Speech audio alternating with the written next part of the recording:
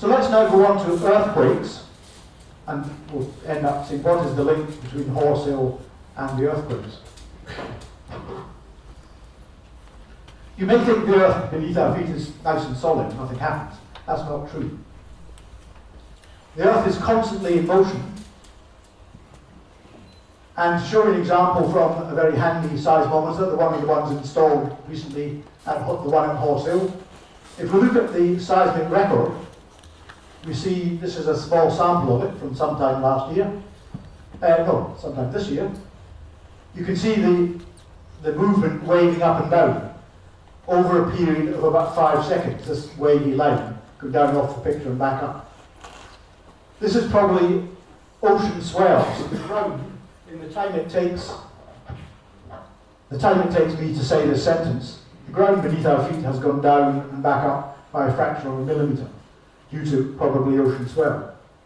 And I've tried filtering this out so we can see what's going on behind this big set of peaks and troughs, and that's just a filtered version, which is just noise. That's just background noise.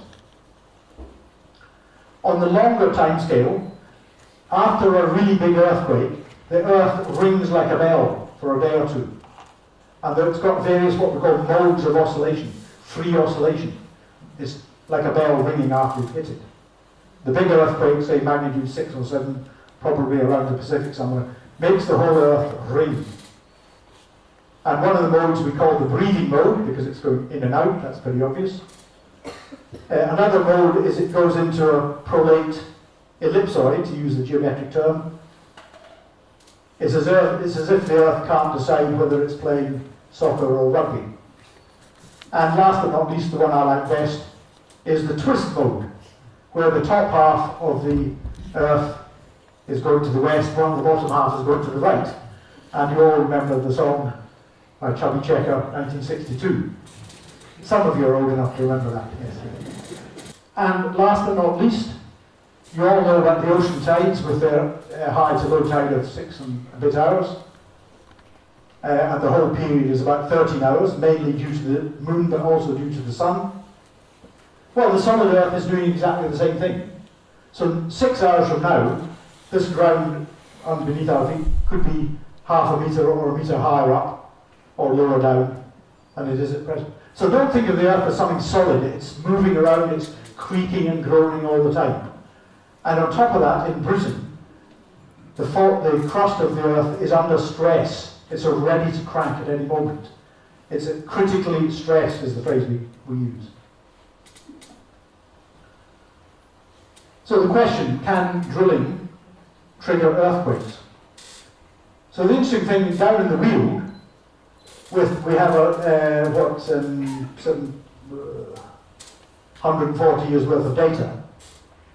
It is rather curious, the Weald is completely free of earthquakes, other than possibly very tiny ones which couldn't be recorded by historical means. So when I made this slide, which is actually now a couple of years old, I said we don't really know whether fracking or acidization in an area like the Weald could trigger earthquakes or not. But the interesting thing is there didn't seem to be any earthquakes. So the earthquakes we got, starting on April the 1st last year, are now marked in red. The blob is all the same size, but I've labelled some of the bigger ones with the magnitudes. It's so-called local magnitude. That gives the size of the earthquake. And remember, every time you want 1 unit on this logarithmic scale, it means 10 times more amplitude and about 30 times more energy. So going from a 0 magnitude up to something 1, 10 times more energy, 10 times more amplitude, 30 times more energy. And here we come to the nitty-gritty. Do these earthquakes here, concentrated around Newdigate, with a few just west of the Horse Hill drill site, can they be linked to the drilling activity, particularly at Horse Hill? I won't discuss Brockham anymore. It's up off the map to the north, and everyone agrees that's too far away to have had any influence on the Newdigate swarm of earthquakes. But bear in mind, on top of the big faults that we can map using the seismic information, none of these faults come up to the surface, by the way. It's all done by geophysics. These will all be linked up by many small faults, which we can't see. So there is a whole network of faults in this area. The regional north-south seismic line I showed you earlier shows, we can imprint on that the depths of the various earthquakes. The BGS version of this, we're going from south to north, and we're down here at 1,500 metres, 2,000 metres, down to about 6,000 metres down at the bottom here. So projected onto this vertical section of very detailed geology, the Newdigate quakes, according to the BGS, come in a zone here, 1,900 to 2.5 kilometres down, and nominally at 1 kilometre depth, much more shallow up here. The BGS has said, well, the Weald is not a virgin area for earthquakes because there were 3 earthquakes at Billingshurst in 2005. This is true, but they were rather small. The biggest was 2.1, and the important thing to know is that they were down in the basement, or the crystalline rocks below the sediments, which are all the stuff up here. So, while we admit, yes, there were 3 earthquakes in 100 years in the Weald that have been now mapped, they were down here in a different kind of rock, a different kind of crustal stress regime, that's the sort of architecture of the rocks, and have very little in common with earthquakes up here in the shallow sedimentary basin. A chap called Steve Hicks has done a more advanced study of the earthquake locations and their depths, and he in fact thinks that the very shallow earthquakes are best constrained, so he's very confident that there's a lot of earthquakes. This is very unusually shallow for earthquakes, to be only at 1 kilometre depth. Normally you think of earthquakes as 5 kilometres or deeper. And then he thinks more poorly constrained are the different set of earthquakes. Now the Oil and Gas Authority, which is in the business of promoting oil and gas exploration, both offshore and onshore, called a meeting after a bit of pressure of a number of experts and industry people, so there were government, industry, the British Geological Survey, and a number of academics. And I'm just giving you a sample of how they discussed things. They used criteria for deciding is a particular set of earthquakes natural or has it been induced. This was a set of criteria drawn up about 25 years ago for the USA. So, are these, one question to be answered, are these the first known earthquakes in the region? So the BGS said no, because of the Billingshurst earthquakes. But as I've shown, yes, there were 3 Billinghurst earthquakes, but they have little in common with the earthquakes within the sedimentary basin that concern us. Steve Hicks, who had done the more detailed analysis, at that time he was rather agnostic. He said yes, there could be a link. That's where you answer yes to the questions. And then question mark no down here. So the BGS wrote off the possibility of a link by saying it was all no, the answers to all the questions, no link. But they only considered Brockham down in these other questions. They never considered Horse Hill, which I think is very misleading of them. Because Horse Hill was there, it was shut in, which means they turned shut the valve. Horse Hill was there, and it wasn't correct of the BGS just to pretend it wasn't there. But over on the right, the version that I support is Stuart Paisley, Professor Hazeldine of Edinburgh. He thinks you can answer yes to all these questions. In particular, because of Horse Hill only being 4 kilometres away from the main swarm, and only 3 kilometres away from the magnitude 3 earthquake. Furthermore, he has proposed quite a sophisticated hypothesis where you can link what's going on at Horse Hill with the triggering of the earthquakes at Newdigate. I won't go into it, it's even I have difficulty understanding some of it. But just to say, there is a detailed geological hypothesis whereby if you release the pressure at Horse Hill, it's been shut in for 6 months, that means the pressure builds up, and then someone comes along and, as Stuart says, just with a big spanner, turns a tap open, and that can trigger off the earthquakes. It's a bit like, because you're releasing gas within the oil, a bit like when you open your bottle of champagne of an evening, you know how the gas comes out of solution and immediately bubbles up.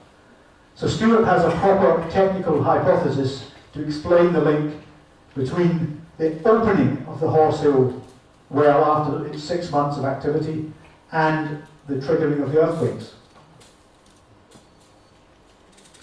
But the OGA nevertheless considered in their report, they took the majority view of the academics who are sponsored by industry, the industry itself, and the government. They concluded by majority that there was no link. Stuart was in the minority of dissenting from that view, and he has since developed his hypothesis in a bit more detail. So I tend to support Edinburgh's hypothesis for this link from the Horse Hill opening of the valve to the triggering of the earthquakes that started on the 1st of April last year.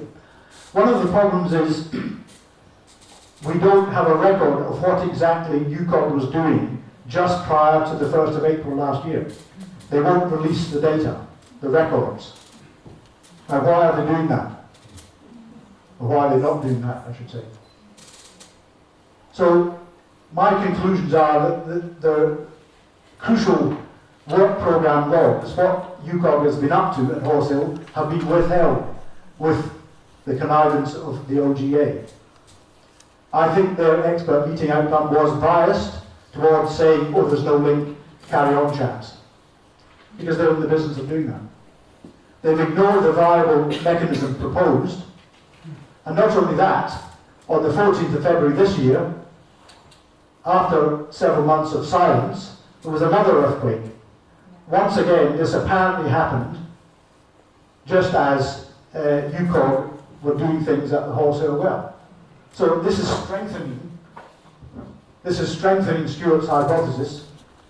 So I favour that there is a balance to Horse Hill, and I think we should operate on the precautionary principle that, given that it's possible, not proven, but possible or even likely that there's a physical link, we should halt any future drilling while we do more research. So where Surrey County Council comes in, and you local inhabitants, I think we have to accept that there is a problem. We need to demand more information from UKOG on their geology, which so far is just a mess and internally inconsistent. We need detailed information on their acid treatments, if they're going to do any. We need all their activity logs on an hourly basis. They all have to be released so we know exactly what they've been up to. We have to heed the local concerns and not carry on regardless. So I would beseech, perhaps that's a bit of a strong biblical word, but I would ask Surrey County Council to refuse or at least delay consent to this production plan of UKOG's, which would mean in effect a de facto moratorium.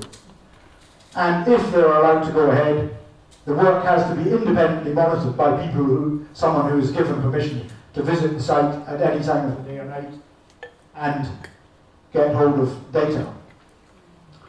Maybe there's a way to lobby the government to have a moratorium in Surrey.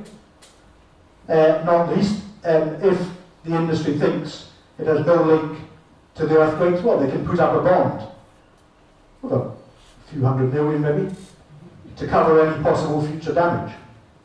And last but not least, you residents, it would be useful if you could collate some systematic data on what we call the macroseismic effects, the effects that you can see and feel in your buildings and so on, and your properties.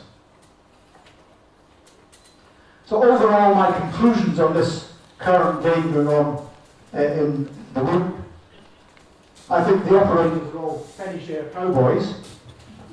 And I haven't mentioned any of this, but it's part of the story.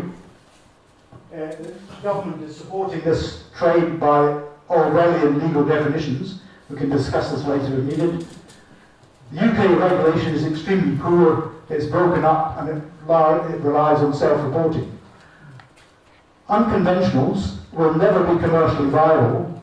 People talk about the shale gas revolution in the US. But the US has been a Ponzi scheme whereby currently hundreds of billions of dollars are owed by the fracking companies to the banks. It's all going to crash. It could be as bad as the subprime crisis of 2008. And of course, not least, we have to think, you can take the big picture. The energy future has to be in going for renewables and storage. The oil under the wheel or the gas under the wheel should stay where it is. We should not be exploiting it anymore. So up for discussion, if needed. There are some other topics, but I'll finish here. I welcome questions.